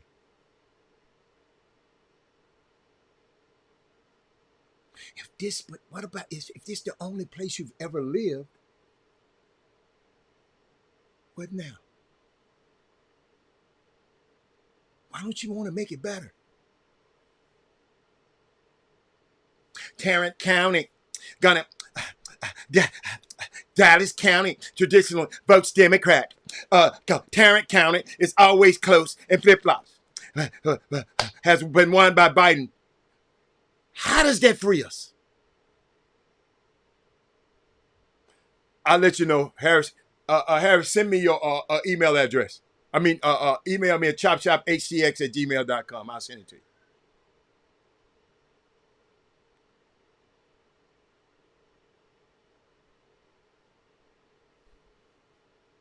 It's almost like the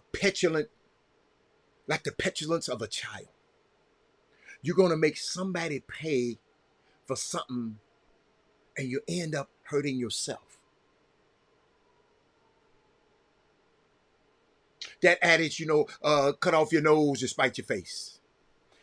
It has never been so pointed than now. This man done recited everything about Trump's and the Republicans. Not one thing has he said anything about Kamala Harris. Not once. And he's supposed to be black. Because I ain't never met him, but he's supposed to be black. Yo, that bothers me.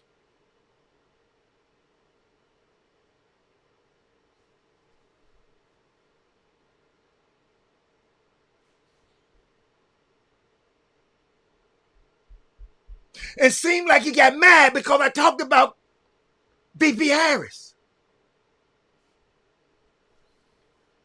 Now he got to go give me his history, his story, because I'll never know the history.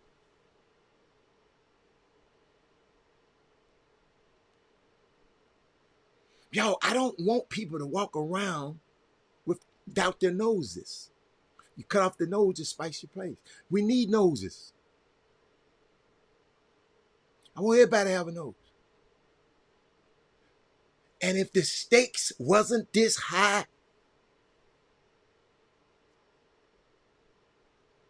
I would tell them to go ahead and cut off your nose. Ladies and gentlemen, we're not in control of technology. That's why a lot of us are getting this information.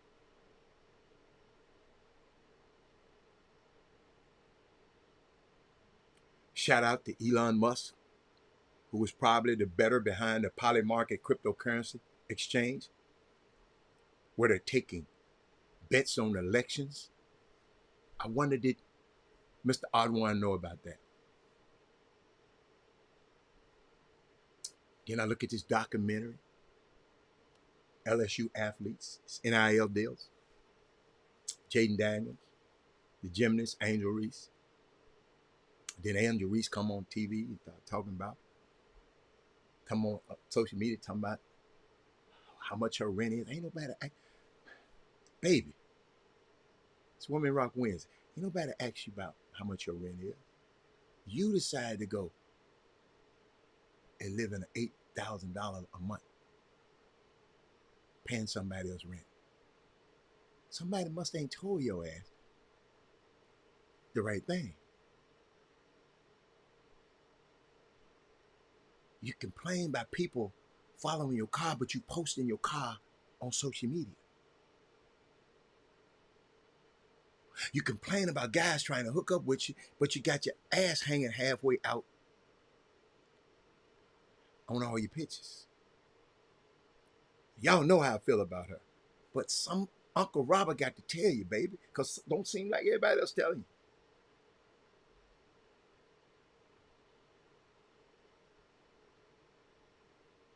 Y'all got to realize some of us grew up watching Dr. J.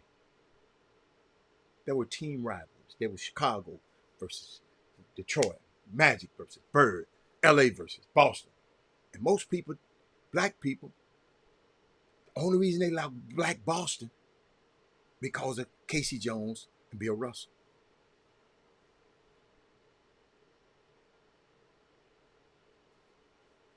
But even then,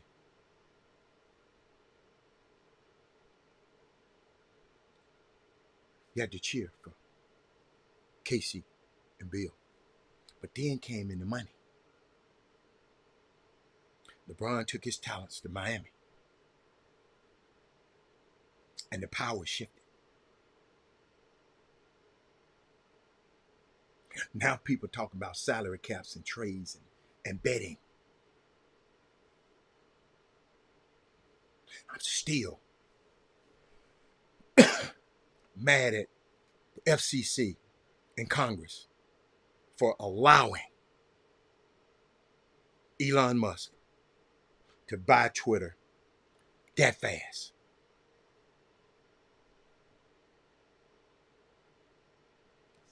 $44 billion transaction. And a lot of the buyers are foreign. And then when they disclose it, P. Diddy had his ignorant black ass in here with the Arabs and the South Africans. So they buying something that a lot of people that look like us made famous and made valuable. Twitter. I'm watching the LSU NIL deals. Now people can bet on elections.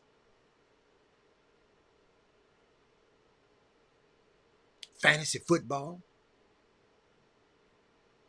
Elon Musk is all in on Trump because he know he can control it. He know he can't run for president because he's what? An immigrant. So we got two immigrants, him and Peter Thiel. I wonder, do Landon Ardwan or Eric Bourne know about Peter Thiel? Him and Trump fighting on who can control J.D. Vance. Y'all ain't never heard of no J.D. Vance. Have y'all ever? This man sat up there and ran out all this stuff and ain't even mentioned J.D. Vance. That's the most diabolical thing that's in this whole election.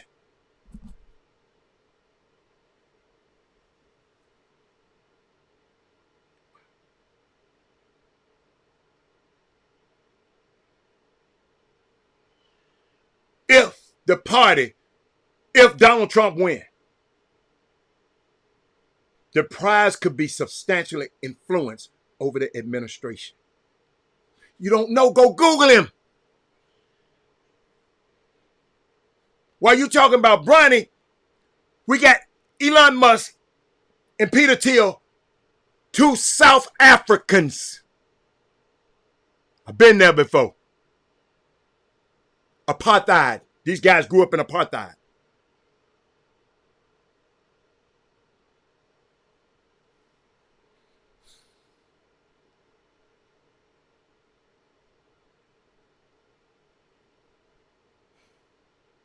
This is where we are, my friends. Do you want this man to destroy your infrastructure? To privatize your Social Security? And then put it out to his people? And Medicare and Medicaid?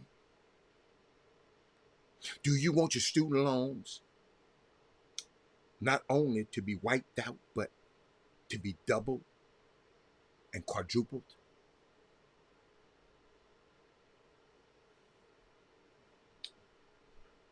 Do you want your post office to be under this guy?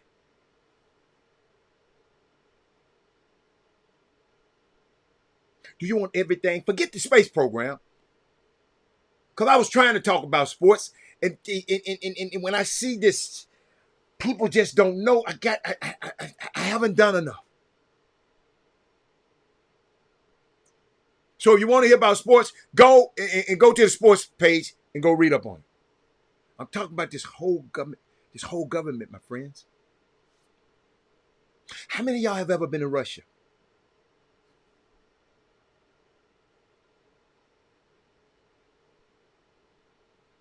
To them, Peter Thiel, to Elon Musk's frenemy is Peter Thiel. Already had the president in waiting.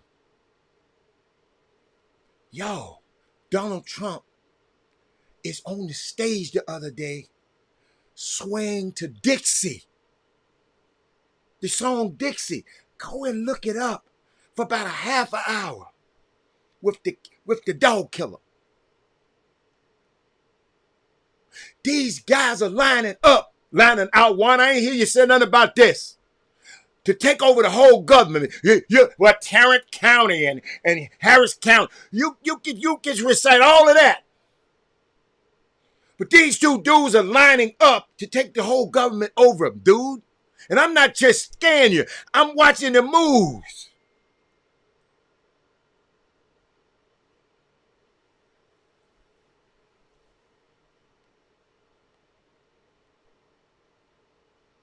Y'all, they tried to tell you this when they had the remake of the Manchurian Candidate. Denzel Washington, Kimberly Lease. Yo, this is about companies. All this stuff is about business. That's what I was waiting on you to say, Landon. Now, what if you talking about politics? No, these big businesses run this stuff. The only thing that we got, the power that we got, Eric, and I want you to hear this. We got the numbers of people. We can vote their ass out, but we always got people doing like y'all. When I'm trying to say something, y'all interrupting it and get to talking about you Negro naysayers. Now it's not even about companies. It used to be about companies. It's about these two dudes, my friends. Peter Thiel and Elon Musk. This is what this election is about. Who was that? Tell me, it don't mean nothing. Who else to told? Have y'all ever heard this before? Go look it up. This ain't no conspiracy theory. Go watch the moves. But what we do have, because they rich ass, they richer than white God. All they got is 2 votes. And we got all these votes. Are you going to stay at home? Don't play. The power of that is neither one of these guys are Americans by birth. It was an interview with Musk and Tucker Carlson. And a question was asked. What do you do if Trump loses? Eric, you asking me. They asked him. Great question, Eric. He asked him, what do you do if Trump loses? You know what he said? I'll probably go to jail. Go Google this stuff, man. He was on an interview with Tucker Carlson. It makes me think, what did you do, player? What you going to be indicted for and go to jail? We around here playing around. Y'all, let me tell y'all something. And I didn't mean to go here. If it wasn't for Landon and Eric, y'all, I would have talked to them. Let me tell you all these damn subjects I was going to talk about. I had all the sports topics in the world. I was going to talk about the Lakers, some NBA stuff. Jaylen Brown. I didn't get to Jaylen Brown. I was going to talk about who else? The Rockets. I was going to talk about how I think the Rockets they play tonight. I was going to talk about a little bit more high school basketball. I was going to talk about the Celtics and the Knicks. I just couldn't talk about it because these guys kept messing with me. And who else I was going? I had some more NBA stuff. I was going to talk about Memphis and Penny again. I was going to talk about grassroots basketball, NBA opening night, Ant-Man. I just had so much college sports. Tony Bennett, I had some more on him. The black athlete, I got some more on y'all. Jalen Green, I was going to talk some more about him. Y'all, I had stuff for days. But I thank you guys Thank you. But I gotta get out of here. Go see about my grandson. Y'all know, can't give you no overtime. But hey, I enjoyed that. Thank you, Landon Al Ardwan, because I'm gonna come back tomorrow. I'm gonna have some more. Because I was looking at my time. And thank you, Eric, because y'all dominated the show today. Thank you so much for your impressions. I appreciate it. Thank you. I'll see y'all tomorrow. All right, bye. Jim Hicks, Rob Hatter, you are now tuned in to the Chop Shop. I'm Retro. Let's get it. We in the Chop Shop, we live in the Chop Shop. We talking sports talk, we live in the Chop Shop. We in the Chop Shop, I'm talking sports talk. So turn your dials up, it's live in the Chop Shop. We in the Chop Shop.